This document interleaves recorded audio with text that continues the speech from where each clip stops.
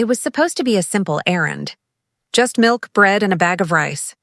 But as I stood in that grocery store aisle, clutching my worn-out purse, my heart began to pound.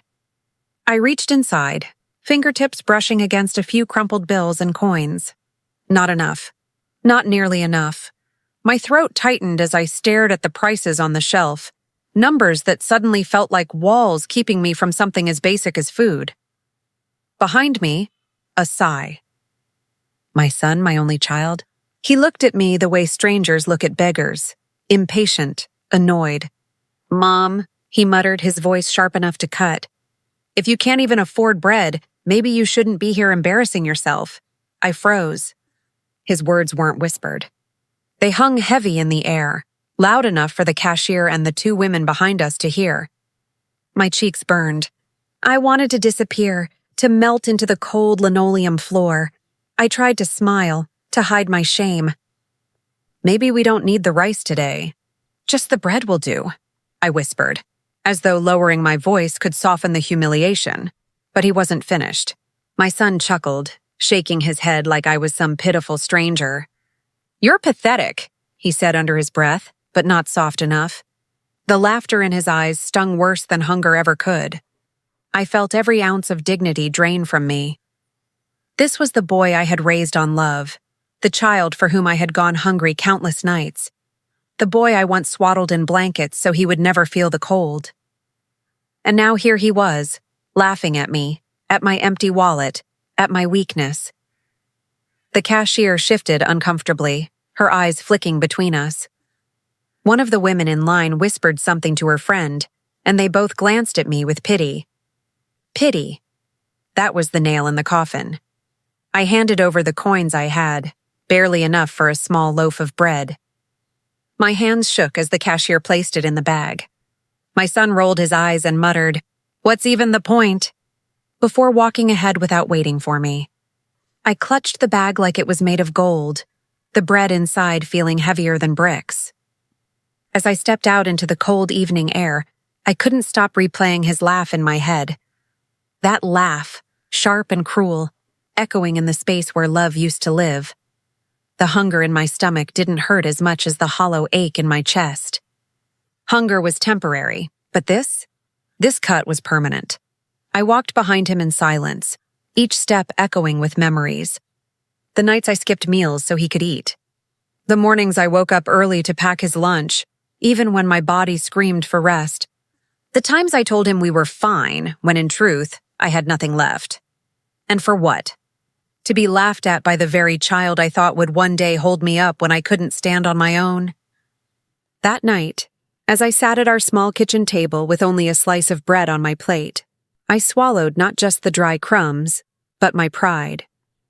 I didn't cry, not then. The tears sat heavy in my chest, waiting. But something else stirred too. Something darker. A quiet voice inside me whispered, "Remember this moment. Remember the hunger. Remember the laughter. Because one day the table will turn. And when it does, he will know exactly what it feels like to beg."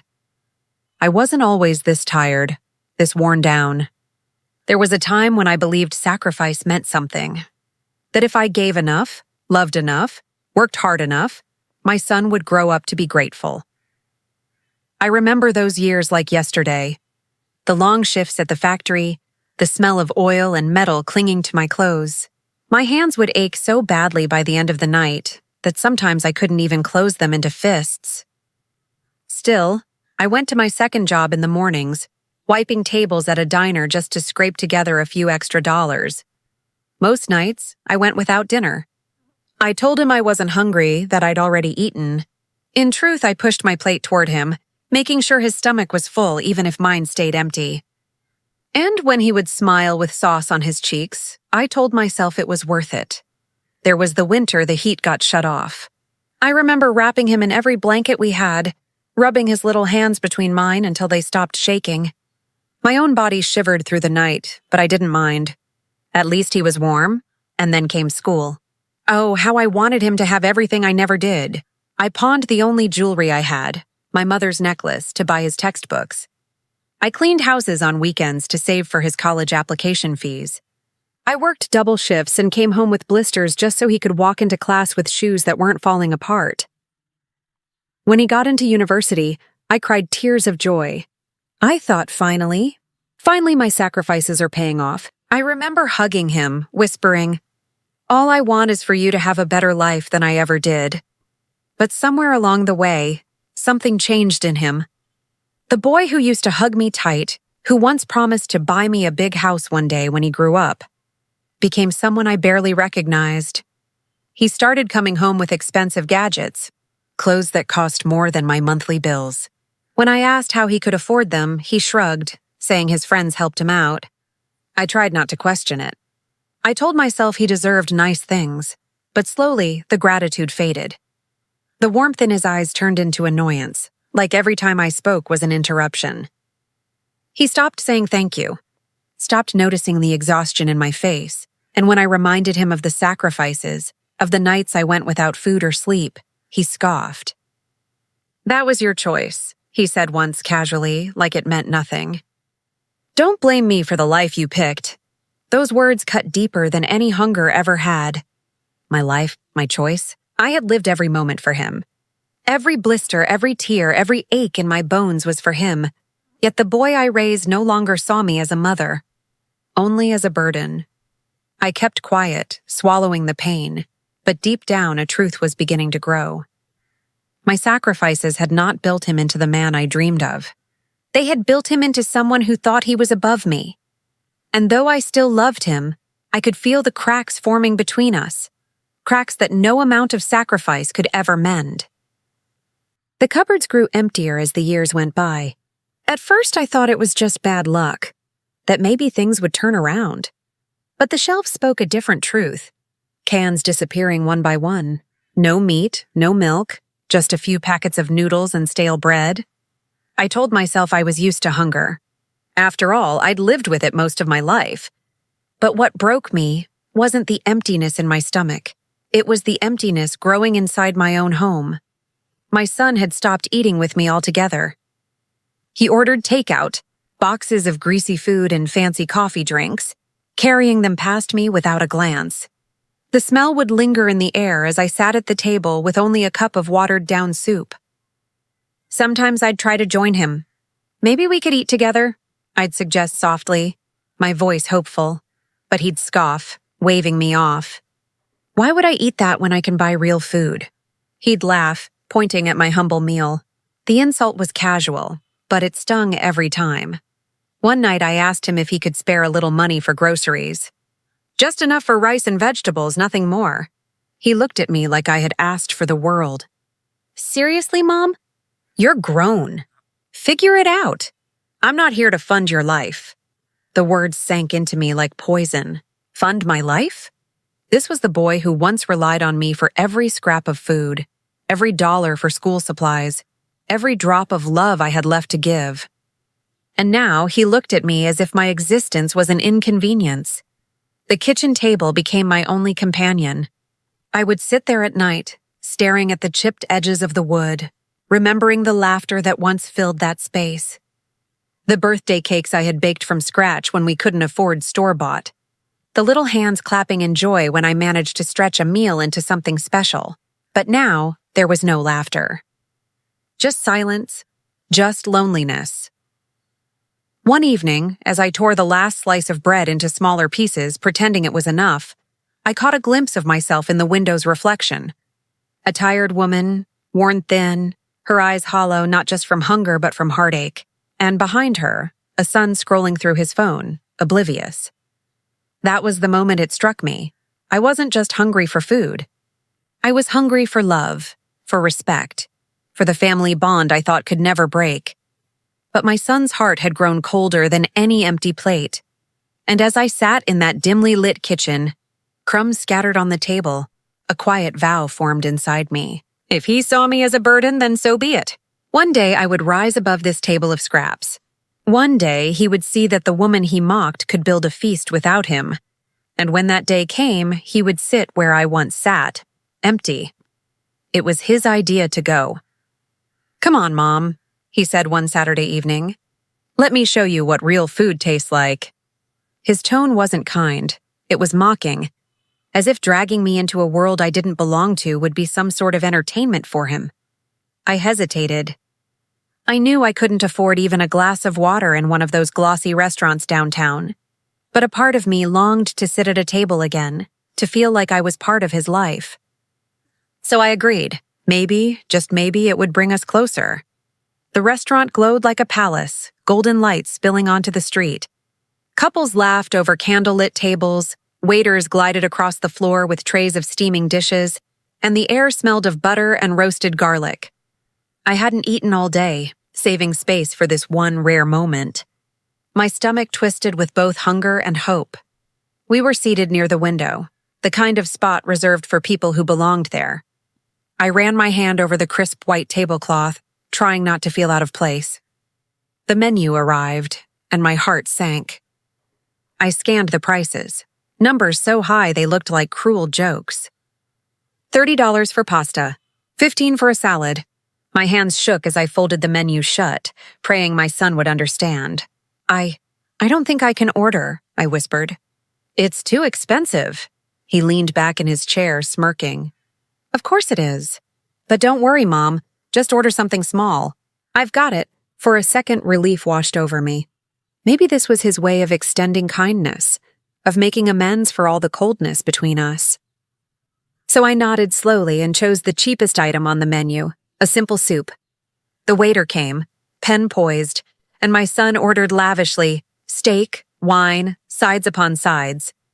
He laughed as though he were entertaining a guest, not sitting with the mother who once starved to keep him fed. But when the bill arrived, everything changed. The leather folder sat on the table like a ticking bomb. He opened it, glanced at the numbers, and then pushed it toward me. Go ahead, Mom. You've got this, right? I froze. My pulse hammered in my ears. I thought you said... He cut me off with a laugh, loud enough for the tables nearby to hear. What? That I'd pay? Please. You can't even afford groceries. Look at you, sitting here pretending you belong. My cheeks burned. The waiter shifted uncomfortably, his polite smile faltering. People were watching now, their eyes like daggers of pity. I fumbled with my purse, pulling out the few crumpled bills I had. Barely enough to cover my soup. Nowhere near enough for his feast. I don't have it, I whispered. My voice breaking. He leaned in close, his eyes cold. Then maybe you shouldn't eat at places you can't afford. And with that, he stood, tossed his napkin on the plate, and walked out, leaving me stranded, humiliated. A room full of strangers staring at the woman who couldn't pay for her own meal. The waiter's kindness saved me. He whispered, Don't worry, ma'am, we'll take care of it. But his pity cut deeper than the hunger ever had. I nodded, tears stinging my eyes, and stumbled out of the restaurant, clutching my empty purse. The night air was sharp, the city lights blurring through my tears. My son was gone. He hadn't even waited outside. I stood there on the sidewalk, alone, my reflection staring back at me from the restaurant window. A woman small, forgotten, humiliated. But humiliation has a strange way of planting seeds. That night, as I walked home in silence, my stomach empty but my heart burning, a vow took root. Never again. Never again would I beg for a seat at someone else's table. One day, I promised myself I would own the table, and when that day came, no one would ever laugh at my hunger again. The morning after that night, I sat at the kitchen table, staring at the crumbs from yesterday's bread. My son's laughter still echoed in my ears, sharp and cruel, but something inside me had shifted. The shame was still there, yes, but it no longer weighed me down. It lit a fire. I couldn't stop thinking about that restaurant.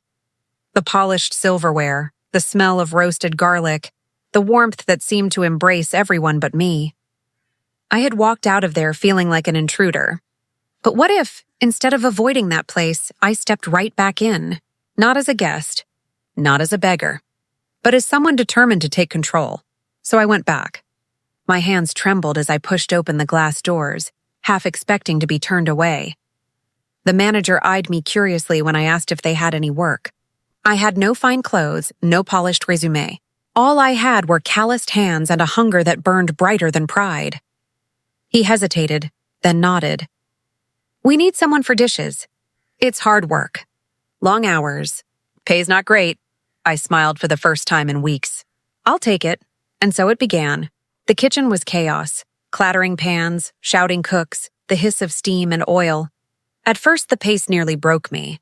My arms ached from scrubbing. My back screamed from standing so long, and I came home each night drenched in sweat. But I never complained. Because every plate I washed, every floor I scrubbed, was a step toward something bigger. I watched. I listened. I learned. While the others laughed at the silly dish lady, I was memorizing recipes, noticing which meals sold fastest, how the servers treated the customers, how the manager balanced his books. It wasn't just work. It was training, and slowly, something changed. The chefs began to notice how quickly I worked, how I stayed late without being asked. One of them, a kind older cook, started teaching me little things. How to season soup so it sings. How to stretch ingredients without losing flavor. He said I reminded him of his mother. Those words warmed me in ways I hadn't felt in years. The waitstaff, too, began to smile at me, slipping me small plates of leftovers when no one was looking. For the first time in a long time, I felt like I belonged somewhere. My son never knew. At home, he continued to mock me, rolling his eyes when I came in smelling of grease and soap. "Dishwasher now, huh?" "Pathetic," he'd mutter. But his insults no longer pierced the way they once did, because I had something he didn't. Purpose. Day by day, I saved every dollar I could. No more giving it all away. This time, I was building something for myself. Each coin tucked into that jar on my bedside table wasn't just money. It was hope. It was revenge. The same restaurant that had once been the stage for my deepest humiliation was becoming the ground where I would rise again. And deep down, I knew. The day would come when I wouldn't just wash their dishes. I would own the kitchen. Time has a way of humbling those who believe they are untouchable. Years slipped by, each one etched with sweat and determination. I rose from dishwashing to helping in the kitchen, then to managing small shifts. My hands no longer trembled when I held a menu. I knew the numbers, the recipes, the rhythm of a restaurant. And when the old owner finally retired, I was ready.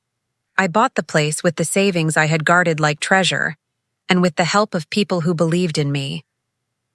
The first night I stood in that dining room as its owner, the golden lights no longer mocked me.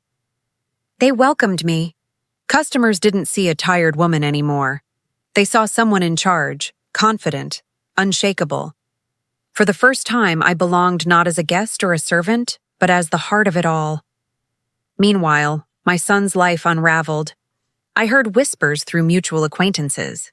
The flashy lifestyle he clung to couldn't sustain itself. Debts piled high. Friends turned away. The boy who once laughed at my empty wallet was drowning in bills he couldn't pay. And then, one cold evening, fate brought him back to me. The dinner rush was just settling down when the door swung open. I looked up from the counter and there he was, my son. His once polished clothes were wrinkled, his face thinner, his eyes restless. He scanned the room, desperate, like a man searching for lifeboats in a storm. When his gaze landed on me, he froze. For a heartbeat, we just stared at each other, him with disbelief, me with a calm he couldn't shake. He shuffled forward, his voice low, almost pleading. "Mom, I didn't know this was your place." I didn't answer. I let the silence do the talking, just as he once did to me when I begged for help. He cleared his throat, fidgeting. "Listen, I haven't eaten in 2 days. Things are bad. Really bad. Could you spare something? Just a meal. Anything." The room seemed to quiet around us, as though the walls themselves wanted to hear what I'd say. My son, the same boy who had laughed at my hunger, now stood in front of me, hollow-eyed and begging. A flood of memories hit me. The grocery store. The restaurant bill. His laughter echoing in my ears. My stomach tightened, not from hunger this time, but from the taste of justice. I walked past him toward the kitchen without a word. My staff glanced at me curiously, but I simply nodded and they understood. A plate was prepared. Warm bread, a hearty stew, the kind of meal that fills both stomach and soul. I carried it back to him. He reached for it eagerly, but I didn't let go. Instead, I looked him in the eye and whispered, "Do you remember the night you left me with nothing? Do you remember laughing at my hunger?" His face flushed, his hands trembling as he tried to speak. But no words came, only shame. Finally, I released the plate, watching as he devoured the food like a starving child. Around us, no one laughed. No one pitied. Only silence and the weight of truth. The roles had reversed. The mother who once begged now owned the table. The son who once mocked now begged at it. And though part of me ached with the memory of love I once had for him, another part of me stood taller than ever before, because justice had found its way to my doorstep. It was a strange thing, watching him sit at one of my tables, head bowed, hands fidgeting as if even the cutlery mocked him. The boy who once laughed at my hunger now looked like a man hollowed out by life. His suit was crumpled, collar frayed, and though he tried to hide it, I could see the desperation in his eyes. Hunger does that.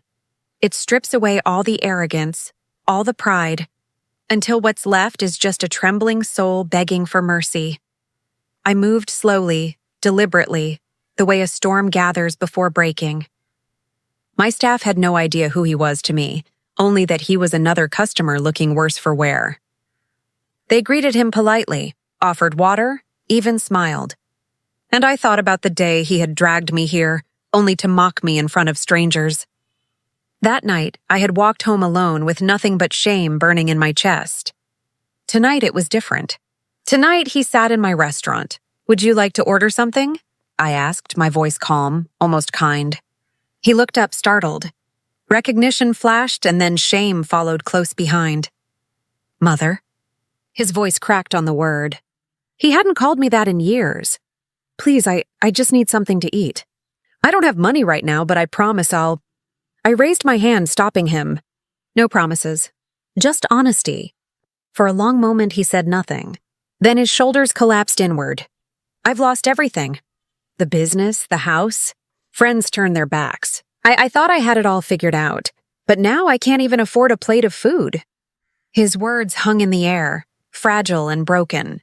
The staff, sensing the intimacy of the moment, stepped away.